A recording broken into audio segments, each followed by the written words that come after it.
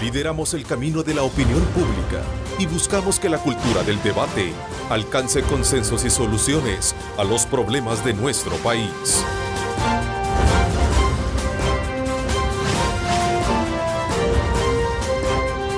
Diálogo con Ernesto López. Hola, ¿qué tal? ¿Cómo están? Un placer enorme saludarles a ustedes. Son las 6 de la mañana con 32 minutos. Agradecemos a Dios Todopoderoso por darnos ese privilegio de poder ingresar hasta la intimidad de sus hogares.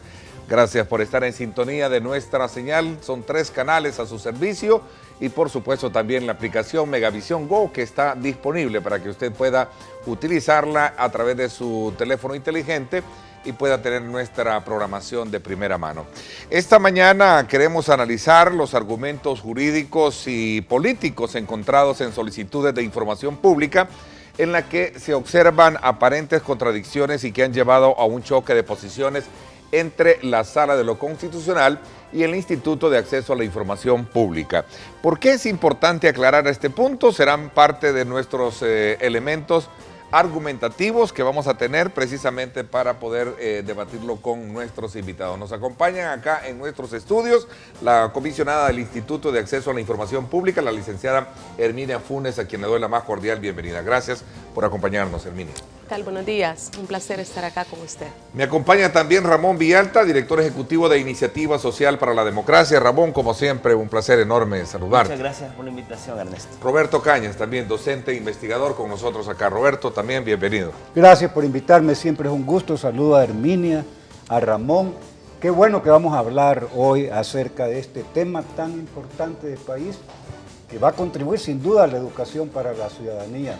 En efecto, vamos a tener también otros análisis pertinentes de temas que están íntimamente vinculados al acceso o a la información que la población misma requiere, como es el tema de los financiamientos de los partidos políticos, que creo que es un elemento, destacable en esta temática. También otros aspectos que tienen que ver, como por ejemplo, la petición o propuesta que ha hecho el FMLN de poder pedir declaraciones patrimoniales y que esto de alguna manera también trae consigo puntos y contrapuntos en la Asamblea Legislativa. Así es que, pero centrándonos un poco en esta discusión entre la Sala y el Instituto, los 3 límites que por cierto ha puesto la Sala sobre el acceso a la información pública son los siguientes, y lo voy a destacar así de manera muy resumida.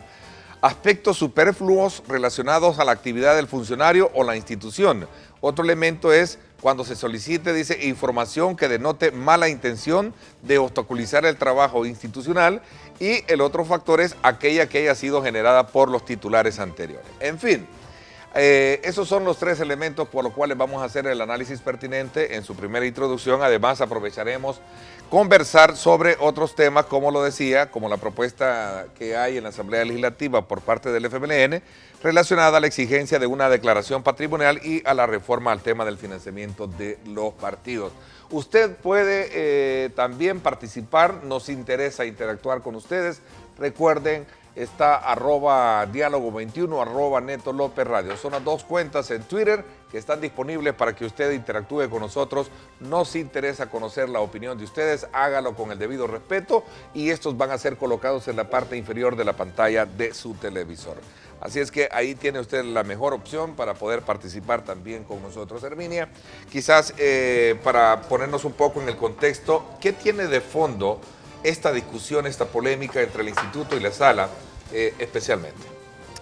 Bueno, sí, justamente, Ernesto y a todos los amigos televidentes, cuando se conoce de esta resolución de cumplimiento de la Sala de lo Constitucional de la Corte Suprema de Justicia, el primer análisis que se hace desde el Instituto de Acceso a la Información Pública es que no se trata, ¿verdad?, de un enfrentamiento entre la Sala y entre el Instituto, ¿verdad? Aquí se trata más bien de, se decía, le están poniendo límites al instituto. No, ¿verdad? La lectura nuestra es, le están poniendo límites, ¿verdad?, a todas las personas que en algún momento querrán hacer uso de la Ley de Acceso a la Información Pública. Son estos cientos, miles de personas los que se van a ver imposibilitadas a tener acceso a la información.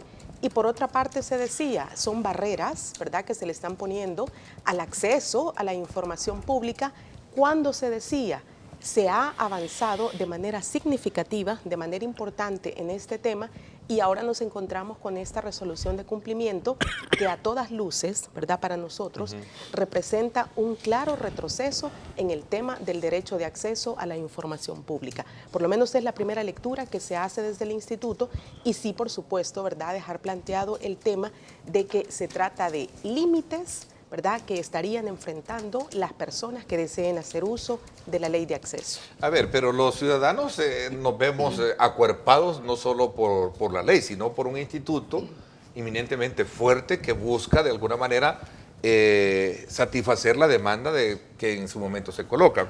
Digo esto en relación a que no es un enfrentamiento, muy de acuerdo, pero hay que reconocer que hay contradicciones en el espíritu institucional de lo que significa el acceso a la información pública.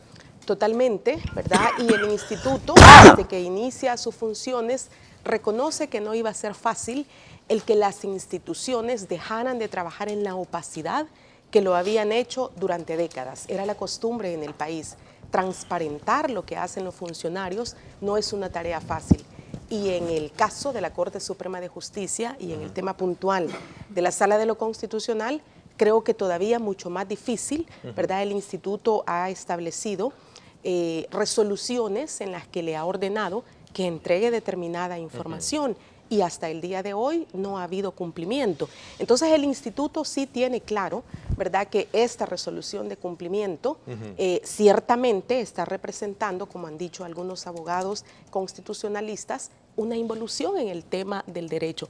A todas luces la claridad se deja ver, y el instituto continuará trabajando. Nosotros apelamos también a la sensatez que puedan tener los funcionarios que dirigen las diferentes instituciones para que estos no vayan a citar, ¿verdad?, esta resolución de cumplimiento tratando de negar información, porque obviamente también se ha dicho, no se trata de un amparo, no es una inconstitucionalidad, y como tal, ¿verdad?, el amparo no aplica para todas las personas, sino que estaría dirigida para quienes interpusieron este amparo. Sí, allí yo, sin pretender ser y asumir el papel de un abogado, pero me parece que ahí hay algo que no me hace clic en esto. ¿De dónde? Solo ya les voy a dar, porque sé que ustedes están muy interesados en participar. Solo quiero, ¿de dónde viene esto o cómo surge esta discusión? ¿Fue un amparo? ¿Fue una petición que se hizo y ahí se dijo, no, señores, y aquí viene esta resolución de cumplimiento para que tengan claro de qué se trata? Entiendo que eso es así, ¿sí? Exactamente, ¿verdad? Como decíamos, es un amparo, ¿verdad? Entonces, esta resolución de cumplimiento debería ir orientada a dar respuesta a lo que se planteó en este amparo, pero no se logra entender, ¿verdad? O puede haber muchas lecturas de por qué la sala, en este caso, sí se extralimita y empieza a poner más límites al derecho de acceso a la información pública, cuando, y nosotros así lo hemos discutido, vamos a seguir aplicando únicamente los límites que ya establece la ley de acceso, es decir, artículo 19 y artículo 24. ¿Por qué la sala no responde en esta resolución únicamente al amparo? Entonces, esas son preguntas que en algún momento, imagino, tendrán que responder los magistrados. Ahí, y lo voy a decir con mucho respeto, es decir, o todos en la cama o todos en el suelo.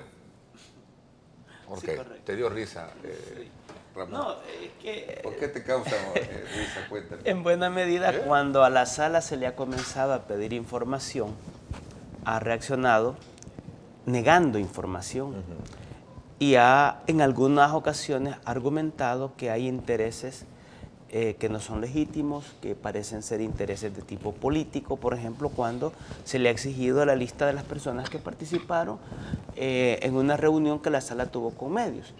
Y obviamente la sala se negó en principio a entregar esta información, el instituto le ordenó que le entregara y aún así han mantenido una negativa de entregar información. Entonces resulta que la sala ha entrado en contradicción no con el instituto, la sala ha entrado en contradicción con ella misma, porque ya había establecido criterios en resoluciones de inconstitucionalidad, por lo menos en la resolución de inconstitucionalidad en contra del reglamento de la Ley de Acceso a Información Pública, cuando el presidente Funes pretendió incluir ciertas restricciones y además incluir conceptos que daban una amplitud para que el funcionario de manera discrecional pudiera negar información, argumentando seguridad política, por ejemplo, la sala estableció con mucha precisión un criterio, Ernesto, y te lo leo, que el acceso a información pública puede estar sometido a ciertas excepciones, ya que existen objetivos estatales legítimos que podrían verse perjudicados. Por ello, las causas de restricción al derecho en análisis que permiten negar la información solicitada deben estar previstas en una ley formal que además sea previa, escrita y estricta, con fundamento en el principio de máxima publicidad. Agregaron además que la necesidad de una ley formal, contribuye a la seguridad jurídica respecto al ejercicio de ese derecho y respecto a las facultades del Estado para restringirlo. De modo que prohíbe la creación arbitraria de barreras al acceso informativo mediante decisiones estatales distintas a las leyes emitidas por el legislativo. La sala había ya establecido un criterio en la resolución de inconstitucionalidad 13-2012, dejando con mucha precisión que nadie puede aplicar o agregar un criterio, especialmente si es un criterio que abre a la mayor discrecionalidad y que atenta contra el principio de máxima publicidad, y que definitivamente esos otros criterios no estén debidamente, previamente, estrictamente establecido en la ley de acceso a información pública. Ahí hay una contradicción con ella misma. Y entra en contradicción, por supuesto, con la sociedad, porque aquí hay que señalar una cosa. La sala, y lo he escuchado en muchas ocasiones, el criterio con el que dice resolver muchas de las resoluciones que tienen que ver con los derechos de la población, se sustenta en el devolver, han dicho ellos, el poder al pueblo. Su criterio es devolver el poder al pueblo que está establecido en la misma Constitución cuando la soberanía reside en el pueblo. Y en este sentido fue que cuando en estas mismas resoluciones la sala entra a conocer sobre el derecho de acceso a información, lo califica como una condición de derecho fundamental por estar anclado en el derecho de libertad de expresión. Entonces, cuando está diciendo que este derecho debe de ser utilizado por la población, porque es la población la que tiene el poder para delegar a sus representantes en el gobierno, y la información que se genera en el Estado no es propiedad del funcionario público, sino en función de esa delegación de poder. Por lo tanto, los mismos criterios que ahora establece, superfluos, ¿quién va a determinar que una información es superflua? Entonces, esos criterios que introduce deja una amplia discrecionalidad y por lo tanto arbitrariedad, que pueden cometerse barbaridades en la afectación del derecho de acceso a la información. Los enunciados en esa resolución, ya vamos a entrar un poco en detalle, porque ¿qué significa el tema superfluo? Bueno, desde la compra, decía, de un lapicero, un pin, etcétera, etcétera, sí se le puede dar esa información o no se puede dar información. A ver, Roberto, ¿cuál es tu impresión de lo que se ha hablado y cómo tú ubicas este tema en el contexto de ese avance de país que hemos tenido? Primero con la creación de instancias importantes como es el instituto, como es el caso de la ley, y otras que están ahí también merodeando también este mismo fin, el caso del Tribunal de Ética Gubernamental, etcétera. ¿Cuál es la lectura general que tú tienes para luego entrar un poco en la especificidad de esa resolución de cumplimiento como lo planteé al principio? Bien lo has planteado, Ernesto, hay que ubicar desde una óptica de derechos, hay que ubicar desde una óptica de principios, hay que ubicar contextos y antecedentes para entender un aspecto puntual, que es el hecho que estamos discutiendo, las reformas que ha hecho la sala en relación a la manera en que se debe y las cosas que se deben dar a conocer. La cuestión de derechos es la siguiente: es un derecho fundamental el acceso a la información. Es decir, si estamos en un ambiente de lo público, todo debe ventilarse públicamente. Si estuviéramos hablando de una sociedad, una empresa privada, pues entonces los manejos de la junta directiva se hacen en privado. Claro. Pero aquí estamos hablando de la cuestión pública. ¿Cuál es el antecedente central? En las tareas de la construcción democrática ya tenemos componentes fundamentales en términos de transparencia. Tenemos, número uno, una ley de acceso a la información. Tenemos una institucionalidad que es buena, que es el Instituto de Acceso a la Información. Está mal que no tenga el instituto todos los recursos que debería de tener, pero doy más elementos, esos elementos de contexto importante. Y no hay que olvidar, pues, que abrir la puerta a la arbitrariedad, a la discrecionalidad, es complicado, porque ¿quién puede determinar qué es superfluo y qué no es superfluo? Eso es fundamental, porque es importante que entendamos que la corrupción comienza desde lo pequeño y va hasta lo grande, pero como distraer los recursos públicos para un uso privado es corrupción.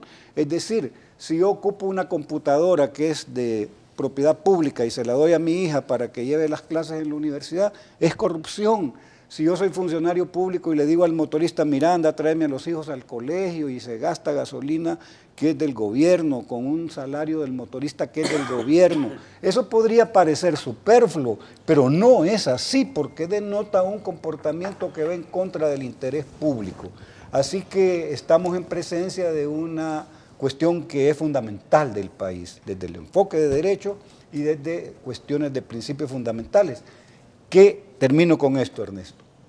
La credibilidad de la democracia, de la clase política, está vinculada a esto, porque las personas dicen, si aquí todos son iguales, esto es más de lo mismo. ¿Qué es lo que está en juego aquí? No se quiere transparentar cómo se gastó para una serie de viajes y para gastos de publicidad. Ahí parece que no hay manera de que eso se conozca, y hoy está más complicado porque se dice las reformas de la sala. Aquellas cosas que han sucedido en un periodo diferente al periodo en el que se está solicitando la información, eso no se puede. Y a eso sumarle el otro elemento que tiene que ver con el interés intencional de obstaculizar el trabajo de la institución pública. O sea, queda, y perdón por nuevamente el comentario, Roberto, y el resto de la mesa, o sea, sin pretender ocupar el puesto o la silla de un abogado, yo entiendo que ahí hay algo que no me hace clic. Que está en el ámbito de la discrecionalidad. O sea, ¿quién va a pedir una información y quién va a evaluar bajo qué interés esta persona es arbitrario? Y nadie va a poder pedir nada de la actual sala dentro de un año, si no está registrado, si no está documentado. ¿Hermini? Definitivamente, el tema ¿verdad? Cómo calificamos y quién es el que va a calificar. Ya los estándares internacionales, ¿verdad?, nos establecen que al momento que se solicita información no debe sustentarse cuál es el interés o la motivación que tiene el peticionario. Entonces, a todas luces, el retroceso es obvio, y como usted lo plantea, no se necesita ser abogado para entender que tras esta resolución de cumplimiento hay algo que va más allá, y no quisiéramos pensar que se trata de un blindaje de funcionarios que están por terminar periodos. No quisiéramos pensar que se trata de eso, pero pueden ser muchas lecturas las que se pueden hacer de esta resolución de cumplimiento. A ver, y hay que hacer una aclaración. En esta mesa no hay abogados. Además.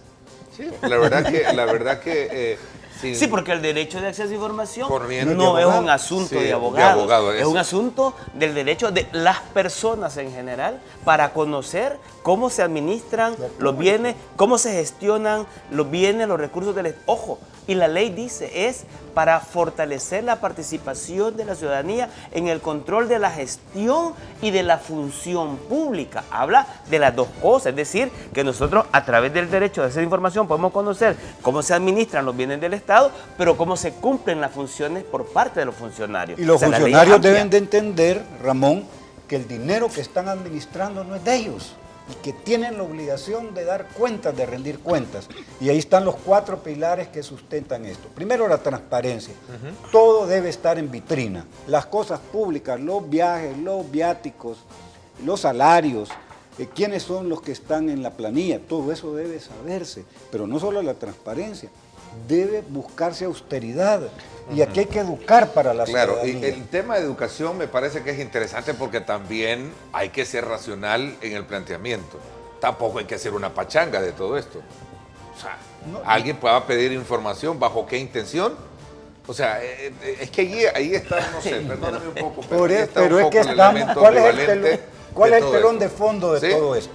Es electoral. Ok. Es decir, no podemos obviar que estamos a 100 y algo de días, 120 días de la elección de diputados y alcaldes, y todo abona a desgastar a alguien o a ganar supuestamente Ok. favor ¿Qué político. alcance puede tener, qué alcance, bajo esta lógica, Herminia y el resto de la mesa, qué alcance puede tener una petición ante el instituto que yo haga para conocer muchos aspectos, por ejemplo, del sistema judicial y particularmente de la sala?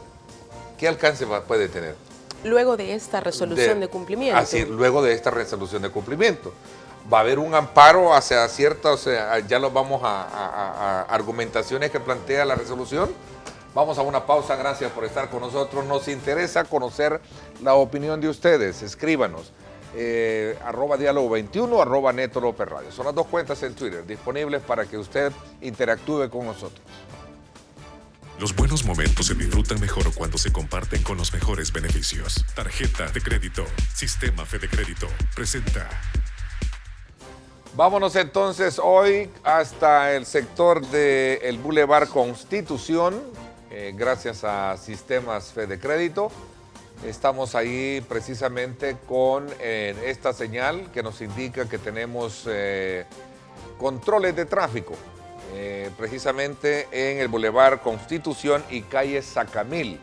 Esa es la calle Sacamil, especialmente para aquellos que ingresan desde el sector norte hacia la capital. Tomen en consideración que se tiene desde luego un poco la libertad de poder pasar tranquilos por esta zona, especialmente que conecta con la zona norte de nuestra ciudad capital. Así es que así está el tráfico viniendo del sector de la Constitución hacia la Gloria, por decirlo así. Pues ahí vemos que también está libre el tráfico, no así cuando estamos viendo el ingreso de vehículos que vienen de este sector hacia la capital. Tome en consideración estas imágenes. Los buenos momentos se disfrutan mejor cuando se comparten con los mejores beneficios. Tarjeta de crédito. Sistema Fede Crédito presentó.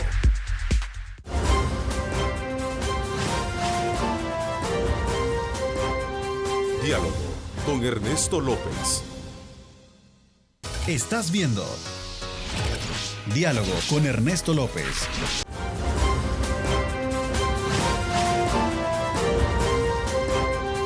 Diálogo con Ernesto López. Bueno, gracias nuevamente por estar con nosotros. Antes de luego continuar con nuestro debate de esta mañana y análisis, quiero decirle que puede visitarnos este 30 y 31 de octubre y disfrutar la promoción 6+3 gracias a Pollo Campestre. Así es que desde ya pues tiene la invitación para que este día especialmente usted pueda llegar y pueda disfrutar de esa promoción 6+3 gracias a Pollo Campestre, porque Pollo Campestre está hecho como a ti te gusta.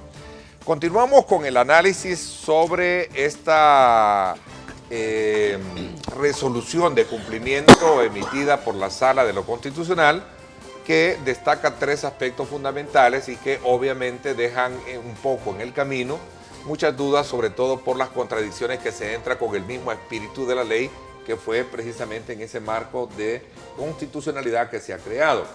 A ver, nos acompaña Herminia Funes, comisionada del Instituto de Acceso a la Información Pública. Roberto Cañas es un economista, investigador. También Ramón Villalta, director ejecutivo de Iniciativa Social para la Democracia. A ver, vamos a examinar un poco el tema, este primer punto de los límites de acceso a la información pública. Y nos vamos a ir precisamente en este contexto a examinar el primer elemento que esboza esta resolución. La primera de ellas dice primero, información sobre aspectos superfluos relacionados con la actividad de un funcionario o de una institución. El argumento que plantea es que el interés fiscalizador debe caracterizarse por su seriedad y genuino propósito de conocer el manejo de la cosa pública. ¿Qué significa esto? Es arbitrariedad, es discrecionalidad. ¿Quién determina qué es superfluo y qué es importante? ¿Qué es serio y qué es genuino? ¿Dónde ¿Y está qué es eso? lo superfluo? Entiendo que superfluo es un pin como el que tú andas en el... ¿no? No, pero A el ver, problema, o sea, es un gasto, por lo, decir que no es, Exacto. lo que no es superfluo es que el dinero que se ocupa para comprar ese PIN, Sí, para claro, comprar la claro. gasolina es público. Claro, por eso es discrecional. Un director de una unidad de salud a quien se le ha solicitado por parte de un ciudadano, que está ocurriendo en la práctica, no estoy inventando, yo vengo a solicitar cuál es la medicina que está disponible en esta unidad. Al doctor director de la unidad de salud le puede parecer que eso es superfluo y que eso no denota ningún interés público. Entonces, a partir de eso, puede negar esta información. Pero para negar lo mismo, ¿verdad?, que la sala ha manifestado y que ya uno de los magistrados habría explicado, por ejemplo, superfluo, puede ser la compra de lápices o de bolígrafos. Sí. Ajá, pero dígame usted, ¿cuántos cientos usted compra en promedio y qué cantidad de dinero se invierte? O muchas instituciones que, por ejemplo, compran cantidades importantes de bebidas alcohólicas, pines, chocolates. Puede ser superfluo, sí, pero ¿cuánto de dinero público se ha invertido en esta compra? Entonces, Claro. ¿quién va a determinar lo superfluo o no? Y justamente para el combate a la corrupción, y como ya se planteaba en esta mesa, se empieza con lo pequeño. Es decir, ¿verdad?, esta compra de lápices o bolígrafos se puede estar haciendo a X o Y proveedor. Entonces, si el ciudadano solicita conocer de qué forma se está haciendo, ¿por qué esto va a ser calificado como superfluo? Cuando justamente, y reitero, el dinero que se utiliza para hacer esa compra que puede considerarse superflua es justamente dinero público. Claro, una papaya, un chocolate. Es independiente el monto, Ya estás haciendo es alusión a independiente la el, famosa- no, es que es independiente del monto y del producto. Para cualquiera puede ser superfluo, pero para una persona allá en la comunidad, en el cantón, que vive en una condición de pobreza, cualquier gasto que represente $2, $5, puede tener una significación de vida totalmente distinta. Entonces, el criterio de que sea superfluo algo... Una compra superflua, lapicero. Pero sí, ¿cuántos lapiceros pero el compras problema para es, a ver, ¿por qué para razón- un órgano y por- ejecutivo, y por qué ejemplo? razón ¿Cuántos esta- pines compras para un órgano legislativo? ¿Y por de qué razón forma? esta institución está comprando 50 lápices y por qué no hace una compra de 1000 mejor de una vez? Y ¿Por es qué va que- comprando por poquito? Y es que en ningún escenario se justifica, ni en un escenario de abundancia de recursos, ni mucho menos en el mundo en el que vive la gestión pública en el país, donde la escasez es lo dominante.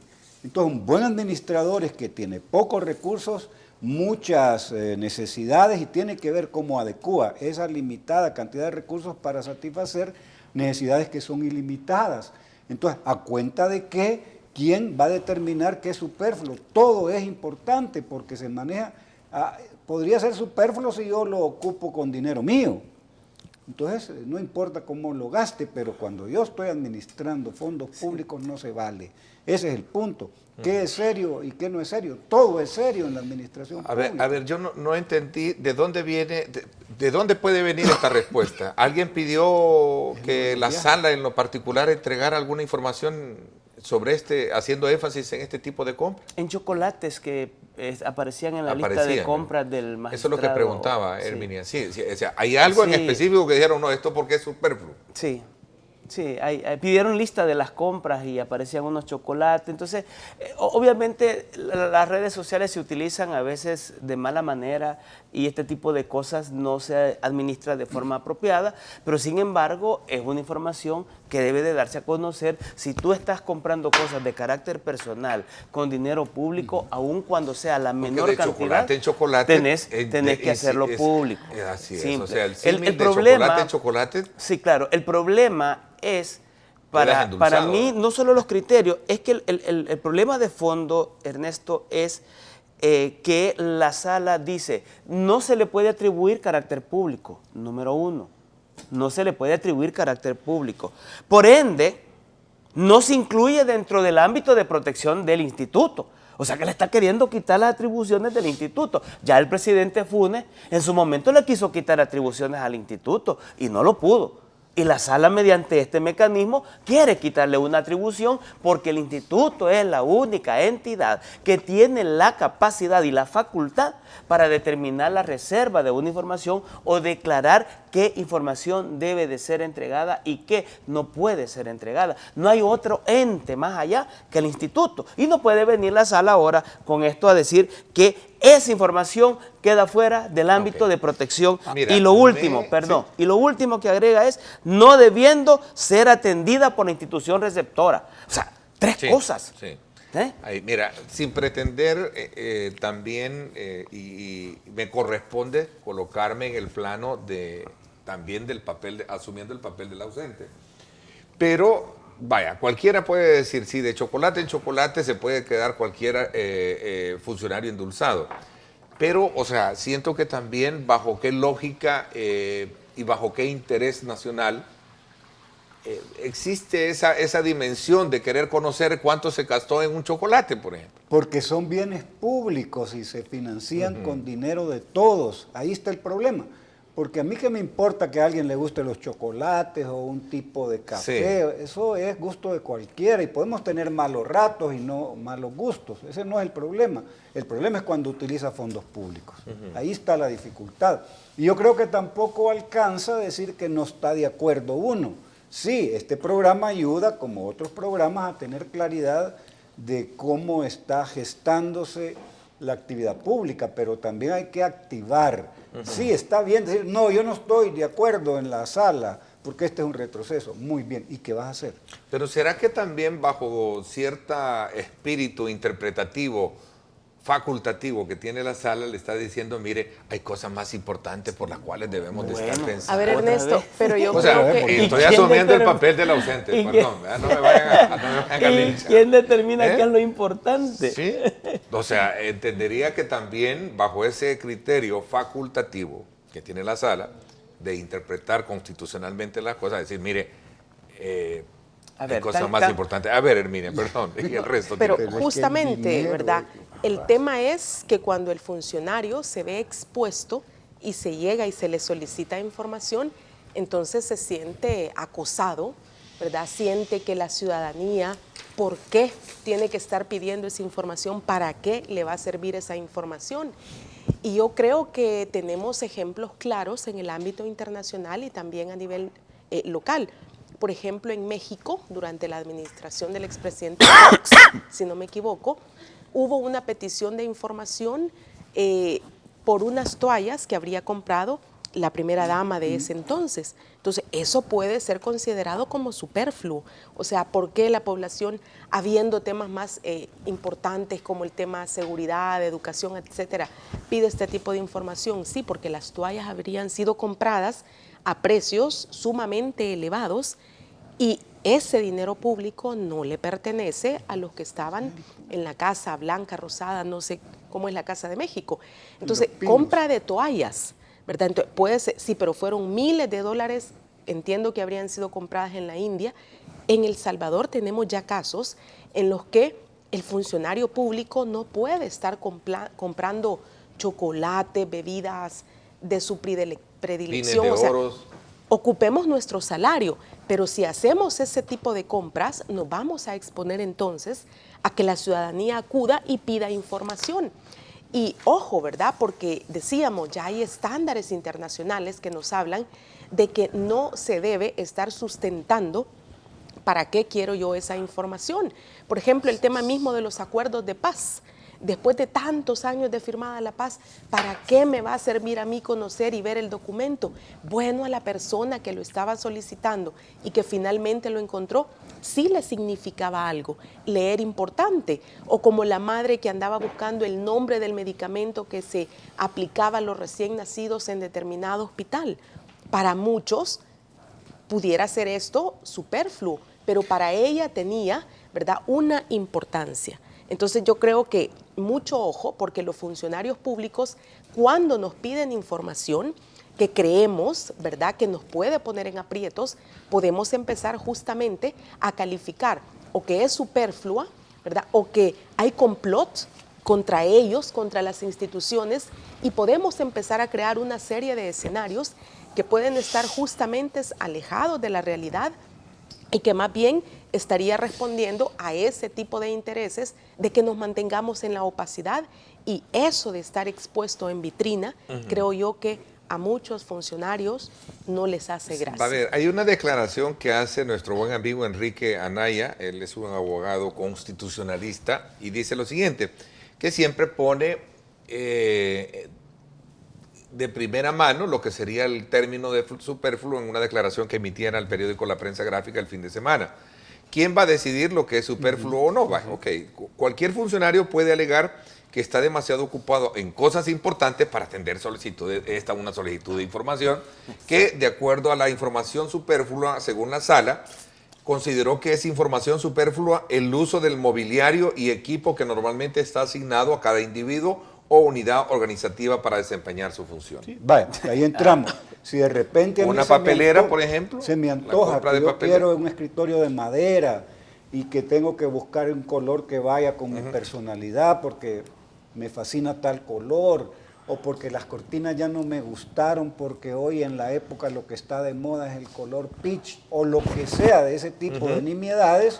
Está bien que uno se permita cualquier tipo de excentricidad si se lo paga con sus recursos, pero cuando yo dispongo de una tarjeta de crédito que me da el gobierno y me voy de viaje y compro Salvatore Ferragamo, Me parece que ahí hay lógica. Claro. A mí. entonces, Y esa práctica problema. es recurrente. Por ejemplo, en la Asamblea Legislativa, cada vez que hay cambio de directivos y hay cambios de oficinas y cada quien va y dice este televisor no me gusta, quiero que me pongan este otro. Y entonces uno dice, ¿cómo se generan y quién autoriza y quién controla esos gastos? ¿Será superfluo eso?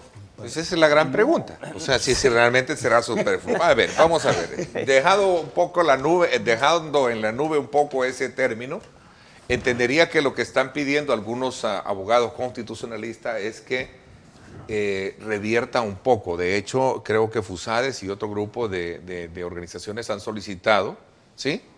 No, ¿No? nosotros vamos mañana a o no solicitar sé a la si- sala que pueda aclarar cuál es el alcance que tiene estos criterios con respecto de la contradicción o el conflicto de criterios jurisprudenciales que ha creado la sala con criterios emitidos en A ver, otras no, cómo no, resoluciones. no me equivoco. El grupo promotor que lo integra a FUSADE, FUNDE y otras organizaciones emitieron un comunicado en el que dicen a la Sala de lo Constitucional a que revierta estos criterios. O sea, Sí, sí pero no hay piden una que solicitud formal. Ah, bueno, No, público, pero igual lo hemos públicamente hecho. sí. Sí. Claro. Vamos a ver el siguiente elemento, el siguiente punto que pone, a ver, la información cuya recopilación denota interés intencional de obstaculizar el trabajo de la institución pública.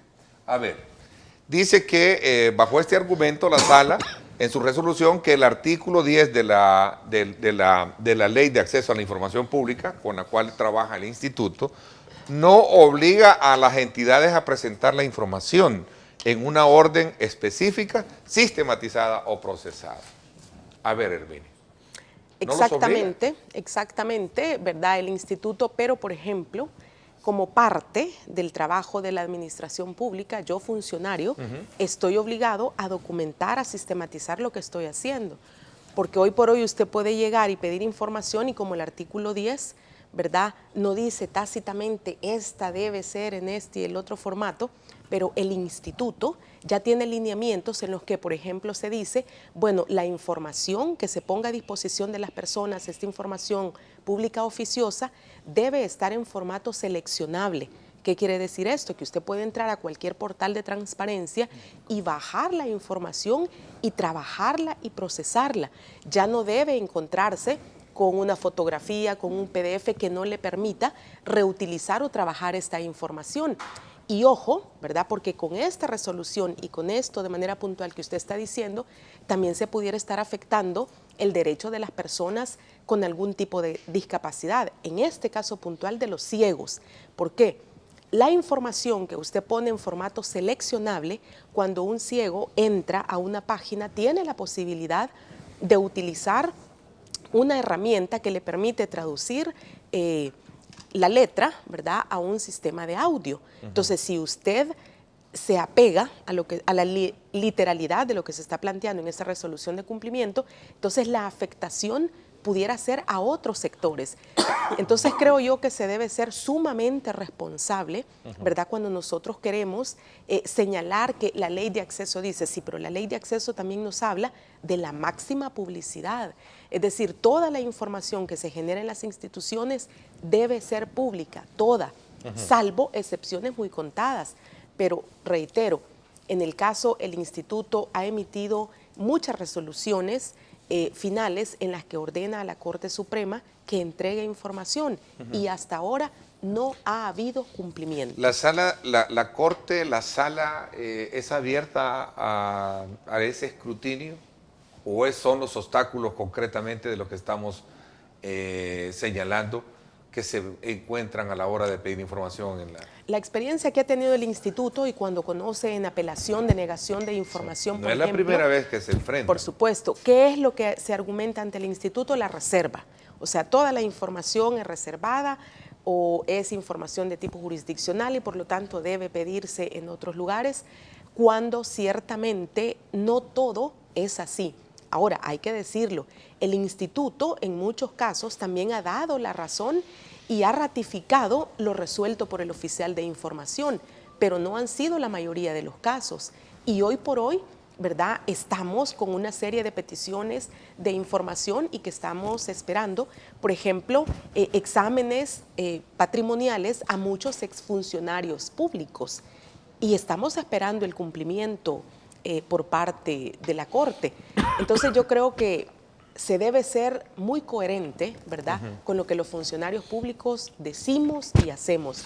Y en este caso está clara que esta interpretación de la sala no es la correcta. Ok, vamos a ver. Yo sé que quieren opinar sobre ese punto, pero me voy a una pausa comercial y quiero dejarlo planteado rapidito. El tercer elemento, argumentativo, generación de información pasada. Ese otro elemento que me gustaría, desde luego, bajo el criterio de ustedes, analizarlo.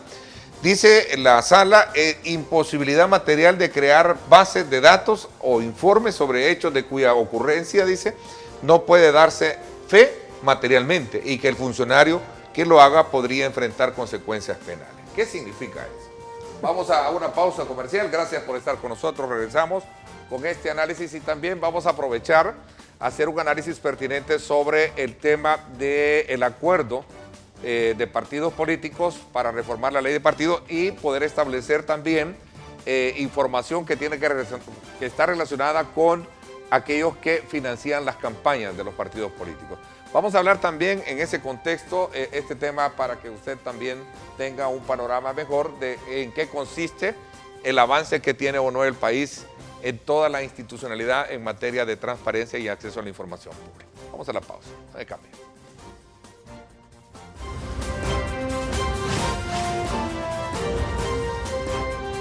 Diálogo con Ernesto López.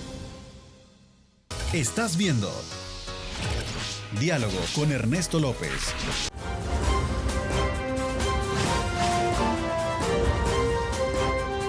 Diálogo con Ernesto López.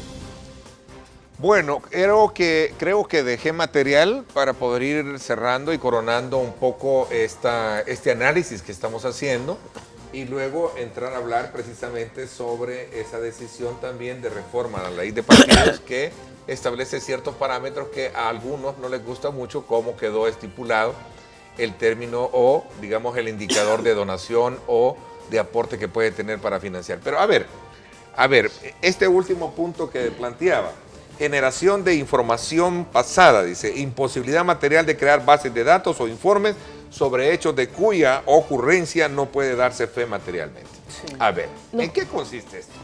Bueno, como instituto esto nos parece sumamente grave, dado que ya la Sala de lo Contencioso Administrativo le dio la razón al Instituto de Acceso a la Información Pública en un caso que tuvimos sobre operativos militares de los años 80, donde a todas luces los titulares de aquella época no son los actuales. Entonces la Sala nos está dando la razón en el tema que se reconstruya la información. Entonces acá se puede ver que no solo se estaría violando el derecho de acceso a la información pública, sino que en el caso particular que he mencionado, el derecho a la verdad. ¿verdad? Entonces, ¿cuál es el temor, ¿verdad? Si así lo queremos interpretar, de que se evalúe la gestión de funcionarios del pasado. Y era lo que se planteaba en un inicio. ¿Será que acaso se quiere estar planteando blindajes a los funcionarios que estaríamos por culminar periodos próximamente? ¿Verdad? Porque entonces si no se puede reconstruir esta información, y entonces ¿cómo las personas van a conocer de hechos que hayan ocurrido en el pasado? ¿Es sospechoso eso? A partir de esta resolución y esa petición. Nos parece sospechoso y contradictorio porque ya teníamos una resolución de la Sala de lo Contencioso donde se nos daba la razón, y ahora se aparece con este planteamiento. ¿Qué otra cosa se puede pensar sin ánimo de andar pensando en conspiraciones? A ver, Ramón, explícame esto en términos más, digamos, entendibles, más prácticos, ¿no? A ver, hay casos del pasado importantes que han generado afectación grave a las finanzas públicas. Por ejemplo, el proceso de privatización de la banca. La UCA, junto a Colproce, ha hecho una solicitud de información a la Secretaría de Participación Ciudadana y Transparencia, en la que está planteando la necesidad de conocer sobre todo este proceso. Obviamente, ordenar esa información, buscar esa información, generar esa información, puede implicar no los 10 días, ni los 20 días que la ley establece, puede implicar mucho más tiempo, pero la entidad pública está en la obligación de ir a la búsqueda y a la reconstrucción de toda esa información, porque como aquí muy bien lo ha dicho la comisionada Herminia, aquí también hay un derecho no solo de acceso a información, sino el derecho de conocer la verdad, qué es lo que ocurrió con ese proceso. Cuando uno entra y ve este planteamiento, este criterio que establece la sala, no solo busca limitar que se siga investigando, sino prácticamente está casi que amenazando a aquellos funcionarios que puedan hacer ese proceso de ordenamiento, de generación de esa información, que pueden incurrir también en delitos de carácter penal. Entonces, y si uno comienza a ver el listado de casos, de hechos que ocurrieron en el pasado, bueno, finalmente, ¿qué pasó con la venta de Antel? Finalmente, ¿qué pasó con todo el proceso de privatización de otros recursos del Estado? ¿Hay información clara respecto de eso? ¿Se crearon leyes de privatización que favorecieron a los que se involucraron de manera directa en esos procesos? ¿Se afectó el erario público o no se afectó?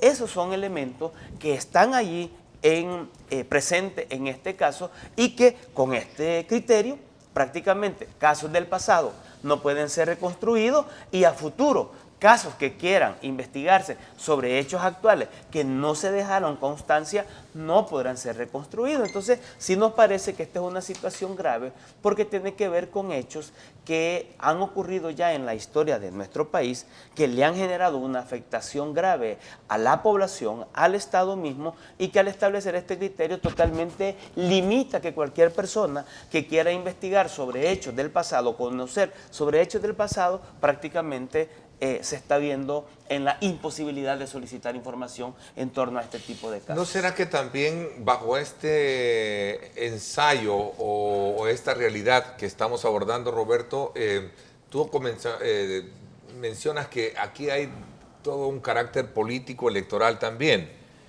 No sé, me gustaría un poco descifrar mejor ese término, porque a mí como ciudadano me interesa conocer, por ejemplo, aspectos que tienen que ver qué pasó en 9 años, como decía el ejemplo que ponía la comisionada Funes, qué pasó en los 9 años que se cerraron por arbitrariedad o bajo qué términos la oficina de probidad en la Corte Suprema de Justicia. ¿Por qué se cerró? ¿Bajo qué argumentaciones? ¿Qué se dejó de investigar? ¿A qué se dejó? O sea, si aquí o todos en el suelo, insisto, o todos en la cama. A ver, en política y en la gestión de los funcionarios públicos no hay casualidades. Detrás de un comportamiento, de una conducta de un funcionario, subyace un interés. ¿Y la sala se estará prestando a esto? ¿Me quieres insinuar eso? No, lo que quiero insinuar yo es que la arbitrariedad, la discrecionalidad en el manejo de la cuestión pública no se vale. Por ejemplo, ¿quién va a determinar que hay intención de obstaculizar en el punto anterior la gestión pública? ¿Cómo se determina que las intenciones? ¿Quién va a determinar que mi intención aquí ahora es dañar a alguien u otro? Las intenciones no se pueden, las acciones sí, determinar. Pero en este último punto, por principio de función pública, toda la actividad de un funcionario debe quedar registrada, debe quedar archivada. Puede, además, por principio de memoria histórica, no puede existir un país desmemoriado y no se vale venir a decir aquí que, yo puedo responder por lo que pasa en mi gestión, lo que sucedió en el pasado a saber, y además cuando termine mi gestión y llegue el otro, ese va a poder dar cuenta de lo que va a pasar cuando le toque a él. Lo que sucedió en el pasado nadie sabe, nadie supo. Es decir, estamos en la lógica de ver, oír y callar, es decir, estamos llegando a un punto extremo que no es posible aceptar. Sí. Ese es el punto. Hay temas fundamentales de interés de grupos indígenas, por ejemplo. La tierra. ¿Qué pasó con la tierra de las comunidades indígenas? ¿En manos de quién quedaron? Hay demandas de las comunidades indígenas acerca de saber efectivamente dónde está esa tierra. El Estado salvadoreño por eso no ha querido aprobar el convenio 169 de la OIT, porque eso obligaría mucho más a tener que investigar sobre el destino que tuvieron las tierras de las comunidades indígenas. Aquí estás hablando de derechos fundamentales que trascienden del derecho de acceso a información. Estás hablando del derecho del acceso a la tierra, del derecho a la vida, del derecho a rescatar la cultura, la identidad de las comunidades indígenas, de la capacidad productiva que pueden tener las comunidades indígenas. Pero si uno va con este criterio ahora a solicitar información que se reconstruya históricamente qué es lo que sucedió con el saqueo de las tierras y la entrega de tierra a manos privadas, y dónde quedaron esas tierras y cómo se puede hacer un proceso de devolución de esas tierras, sería imposible con este criterio. Interesante, bajo ese tercer criterio, Herminia, cualquier funcionario puede decir, mire, me es imposible conseguir el acta de ese tiempo, esos datos, ese informe que usted me está pidiendo. Exactamente, y de hecho ya lo vivimos en la práctica. Con el ¿verdad? caso de... tenemos muchas instituciones. O varios que se han negado precisamente amparados bajo este criterio. Sí, que no pueden reconstruir la información. Y ahora, ya con esta resolución de cumplimiento de la sala, pudiera ser algo que sume, ¿verdad?, a estos funcionarios que, como digo, sí hay avance en las instituciones, pero hay algunas que se niegan. El Ministerio de la Defensa Nacional, por ejemplo, es de las que se niega a brindar información. Y por el otro lado, vemos nosotros el tema de la deficiente gestión documental. Y como ya lo planteaba el licenciado Cañas, no puede ser un país donde no haya memoria, donde no tengamos datos, donde no sepamos qué es lo que ha pasado. Y que ahora el titular diga, habría una falta, ¿verdad? Yo pudiera incurrir en un delito en el cual se me puede condenar penalmente si yo reconstruyo información. Entonces, ¿qué puede pensar el funcionario? Ok, yo puedo hacer y deshacer con fondos que le pertenecen a ustedes, ¿verdad?, a toda la población, y nadie me va a poder auditar porque ya habría una prohibición para hacerse. Y esto va a afectar mucho más el trabajo de ustedes en cuanto a, llamémosle, de casos resueltos. Les va a crear una mora, ¿no? Digo, porque tengo acá un dato, no sé si me gustaría verlo. Este dato, denuncias ante el instituto, 460 denuncias para ser investigados, indagados de septiembre de 2016 al 2017. Según este dato que publican los colegas del periódico El Diario El Mundo, el 40.17% han sido resueltos, sin embargo, casi el 60% no. Hay una mora ahí en eso. Sí. ¿Esto le complica aún más?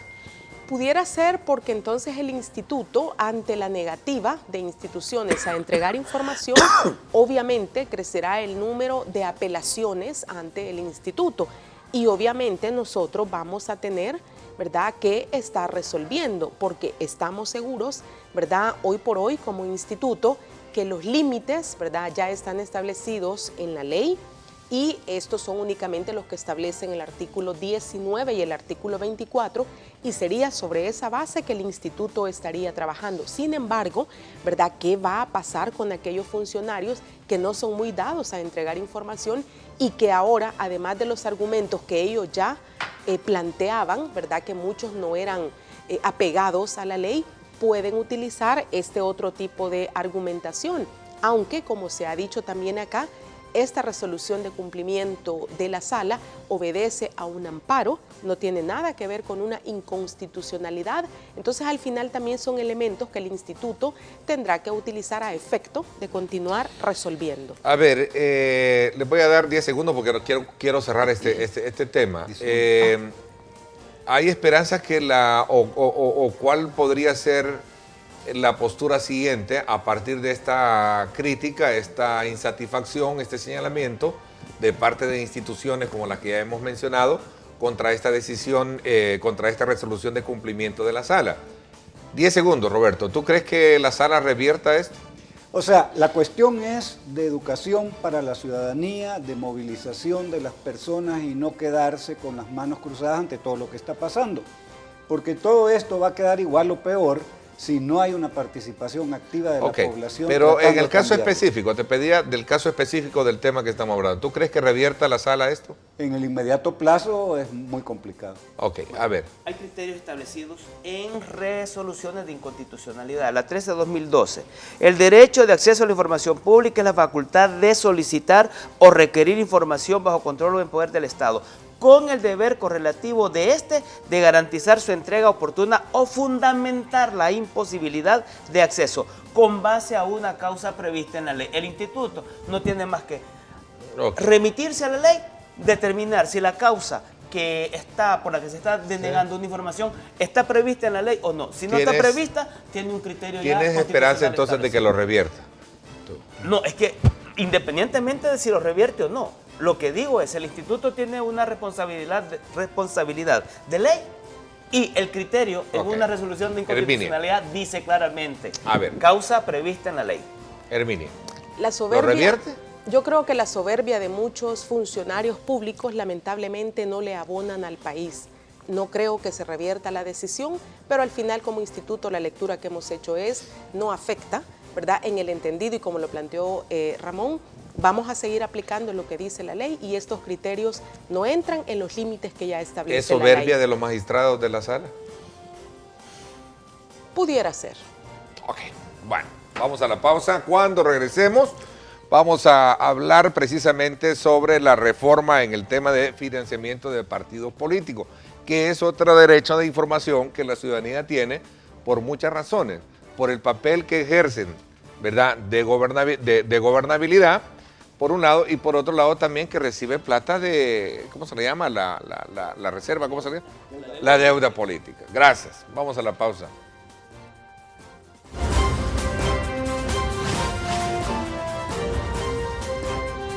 Diálogo con Ernesto López. Estás viendo Diálogo con Ernesto López.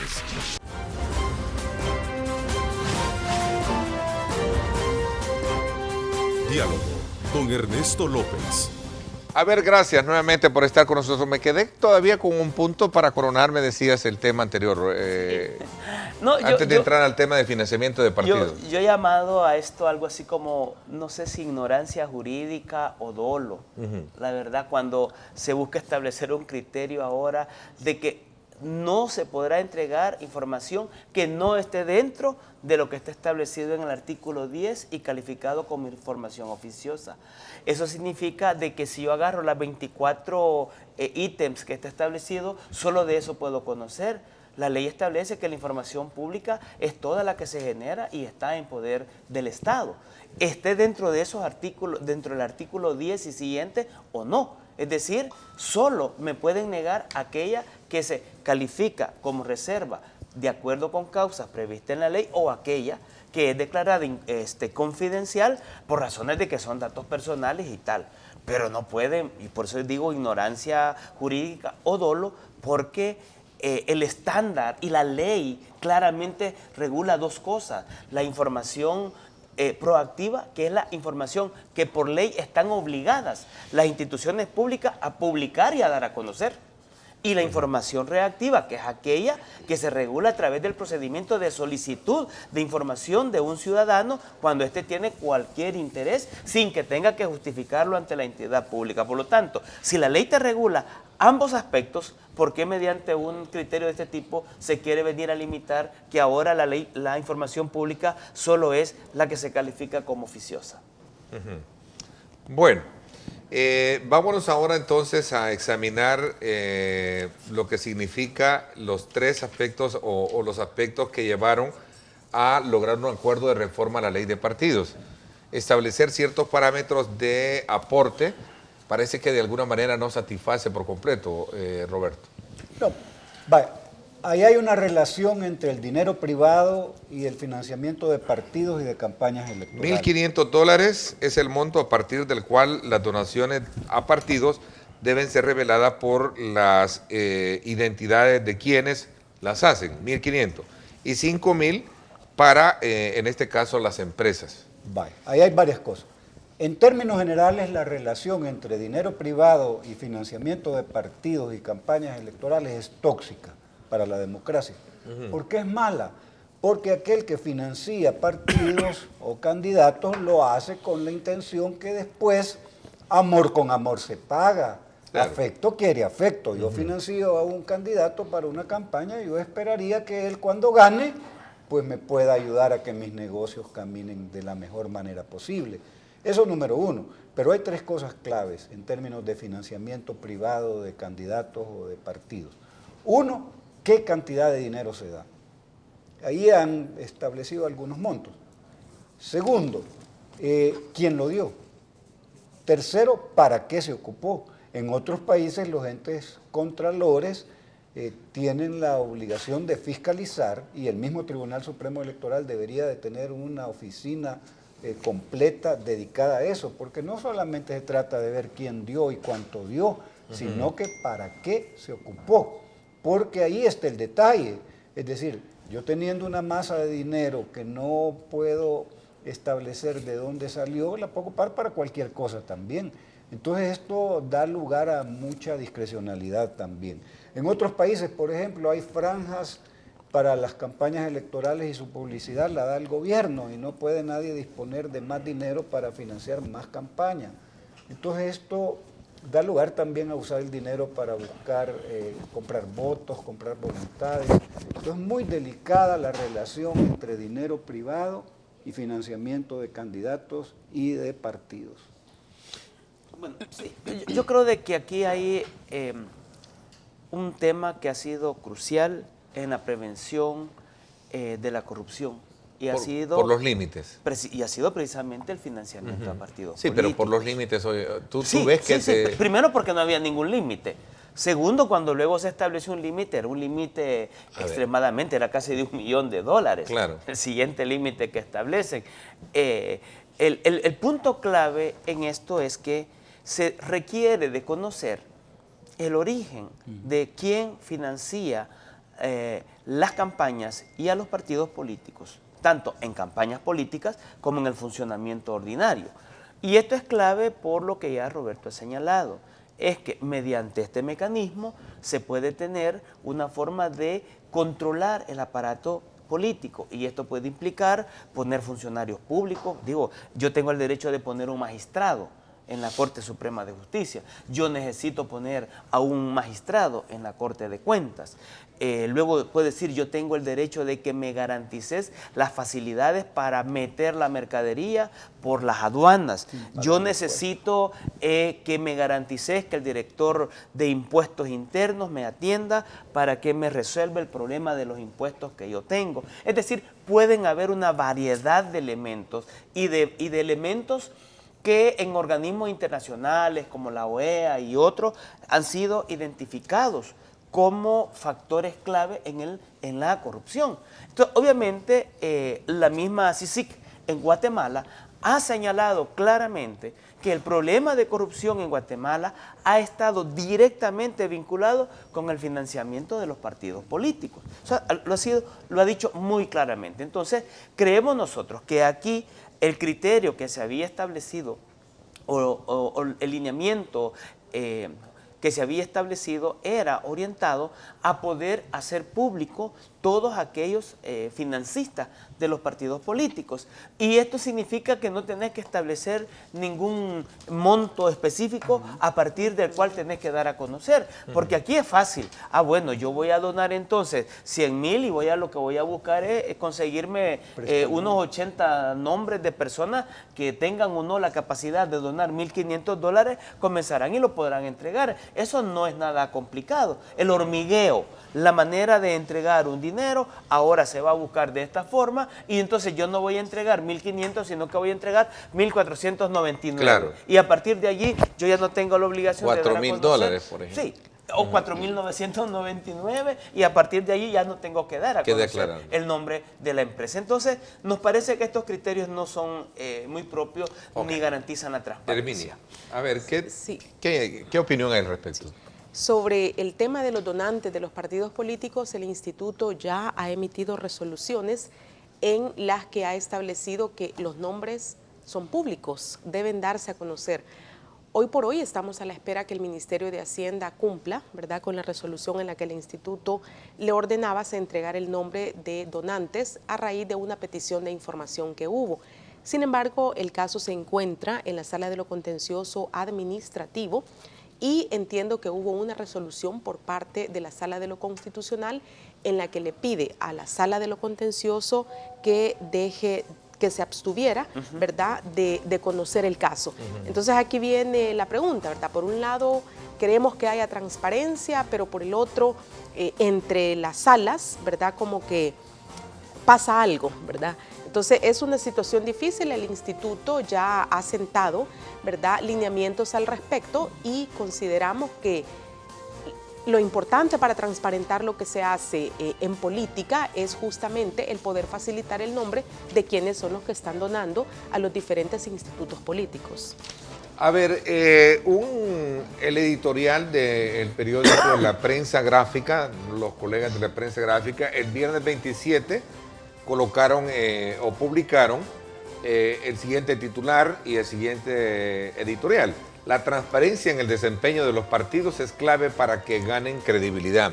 Y eso es lo que tú planteabas. Si no hay una claridad a la hora de dar digamos, quién financia, difícilmente van a tener la credibilidad que muy poca y muy golpeada la tienen hoy en día. Pues que la deuda política, la intencionalidad que tenía era que no se recurriera a hacerle el bendito a los financistas para poder sacar adelante el trabajo de un partido o de una campaña.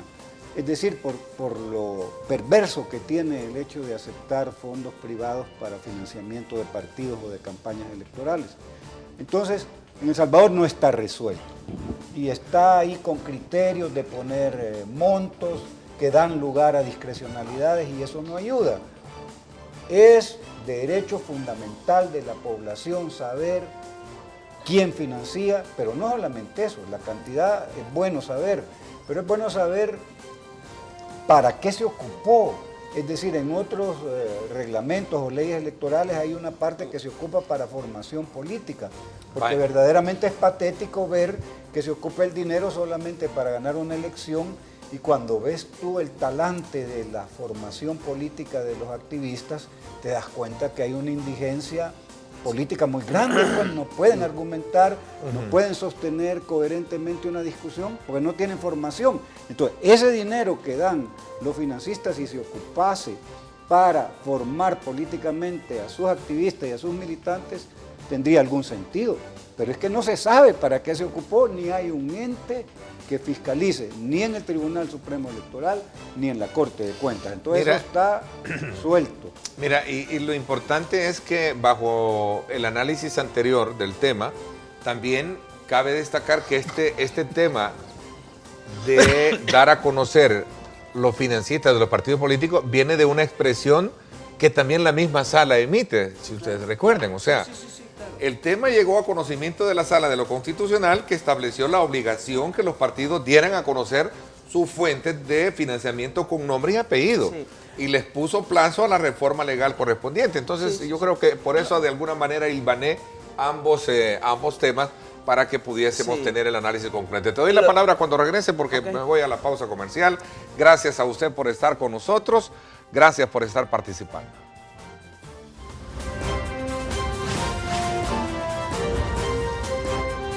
Diálogo con Ernesto López. El futuro es imaginar, es pensar en grande. Prepárate hoy. Estudia en la UFG y amplía tus oportunidades. UFG, tecnología, innovación y calidad. Bueno, gracias nuevamente. Vamos a ir un poco aterrizando en la discusión de estos dos elementos que hemos planteado y que era necesario un poco clarificarlo, porque mientras el país aboga porque se vaya transparentando la función pública, bueno es extender en qué consiste esta resolución que emitió la Sala de lo Constitucional con 3 elementos que hemos discutido y cuál es la, digamos, como la parte facultativa, interpretativa y de inconformidad que hay de algunos sectores. Pero bueno, estamos ahora en el tema de los partidos políticos y el financiamiento. Decía que también esa es una expresión que viene producto de una petición que la misma Sala hiciera y obligar a los partidos políticos para dar a conocer a sus financistas, ¿no? Sí. No, lo que pasa es que primero hay que entender que esto tiene varios años de estar en debate. Por ejemplo, discutir la transparencia de los partidos políticos fue uno de los temas que estaba en la mesa de discusión cuando estaba el debate de la Ley de Acceso a Información Pública. Y los partidos políticos dijeron que toda aquella información que transparentara a los partidos, esa no se iba a dejar en la ley de partidos, sino que se iba a pasar a la ley de partidos políticos. Sí. Y todo el mundo estuvo de acuerdo en ese planteamiento. Cuando se elabora y se aprueba la ley de partidos políticos, las reglas de transparencia que quedaron planteadas en realidad no tenían nada que ver con transparentar prácticamente los elementos fundamentales de los partidos políticos, entre ellos los aspectos relativos a el origen del financiamiento. Y habían otras cosas que no estaban satisfechas, como las reglas de democracia interna de los partidos políticos. A partir de allí se presenta la primera recurso de inconstitucionalidad, lo presentamos un grupo de personas que estábamos con ISD, y a partir de esta resolución la Sala emite aquellas resoluciones orientadas a que se mejoraran las reglas de democracia interna, pero al mismo tiempo aquellas reglas que garantizaran transparentar el financiamiento de los partidos.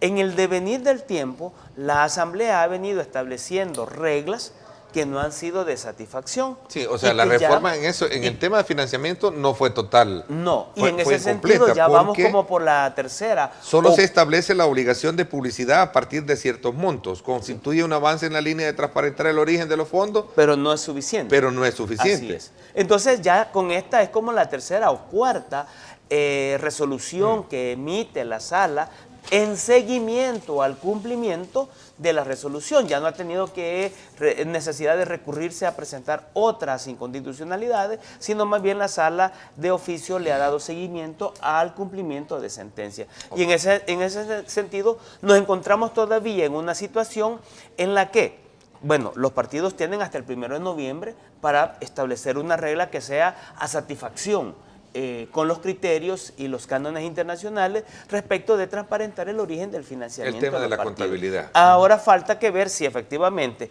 va a quedar establecida de esta forma o si los partidos políticos van a todavía a mejorar. Entiendo que el Instituto de Acceso a la Información Pública tiene un evento en los próximos días relacionado con este tema. Sí, efectivamente, el instituto estará desarrollando un foro internacional en el que se estará planteando el tema de si se deben conocer o no los nombres de los financistas de los partidos políticos. Entonces invitamos a las personas interesadas en profundizar sobre esta temática. Será la próxima semana, el día 7, donde estarán participando expertos tanto nacionales como también internacionales que trabajan con el tema de transparencia y acceso a la información pública. Mira, el presidente del Congreso, Guillermo Gallegos, es de la idea que es necesario transparentar todos los aportes sin importar el monto. Sí, sí, Me parece como que es debe ser. interesante. Eso es. Así es. Ni el producto que estás comprando. Es que tienen que transparentarse todo. Bueno, y entonces, ¿por qué quedó así el techo de 1.500 y 5.000? Bueno, O sea, es que esta es una manera, como yo le decía, del hormigueo. Esta es la mejor manera de disfrazar, ocultamiento. ocultar. Es una medida de ocultamiento de quiénes son los verdaderos financistas. Y de esta manera tú puedes distribuir y entregar cualquier cantidad de dinero de manera directa o por medio de terceros, por medio de prestanombres, y no tenés que entregar la totalidad de los $5.000 o de los 1.500, sino una cantidad un poquito menor, y eso ya no te obliga a que tengas que dar a conocer los nombres de quienes están financiando a un partido político. Pero esta es una práctica conocida, de hecho, en otros países, y que efectivamente lo único que busca es eso, ocultar el origen del financiamiento de los partidos políticos. Un poco el magistrado de la sala Cine Blanco dio declaraciones a un medio y decía, es cierto, relacionado al tema del acceso a la información pública, es cierto que el acceso a la información es un derecho, pero tiene unos límites por la Constitución o por las leyes secundarias. Por lo tanto, no se pueden extralimitar los ciudadanos. Pero un poco que yo asumí el papel, miren, pues pero, ¿de qué estamos hablando? Pero la ley no establece ¿Vamos a los hacer límites. de esto una pachanga? ¿Es un derecho? No, para nada. No, pero tampoco se puede hacer otra pachanga queriendo limitar. Pero también la corrupción sin- puede sí, tener a ver, carnaval, me quiere decir. claro, Pero exactamente. tampoco se puede permitir un carnaval a la corrupción. Exacto. Solo el de San Oye, Miguel hay que... Bien metafórico, bien metafórico. A propósito, ya están este fin de semana, ayer, el domingo, carnaval. se llevó a cabo el correo. Saludos muy cordiales a los migueleños. Pero Qué yo bueno. quisiera, Ernesto, antes Ya de me fui, despedir el programa... ya no hay te tiempo, fuiste. te agradezco muchísimo. Gracias por habernos acompañado, Roberto, gracias también a ti, Ramón, y por supuesto también a la comisionada Funes. Gracias por haberme acompañado. Por mi parte, esto es todo por hoy. Pásenla bien y como siempre recuerden lo más importante, amar a Dios sobre todas las cosas. Lideramos el camino de la opinión pública y buscamos que la cultura del debate alcance consensos y soluciones a los problemas de nuestro país.